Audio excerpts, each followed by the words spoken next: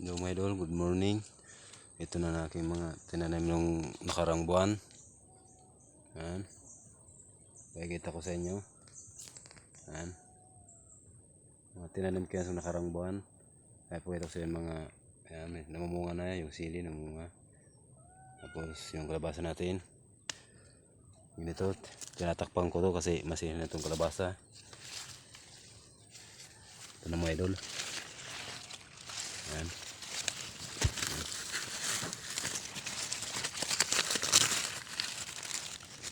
Nagsimula na silang mamunga.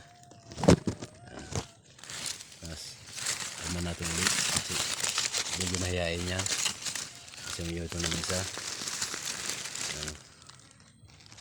Dol, simula na sila.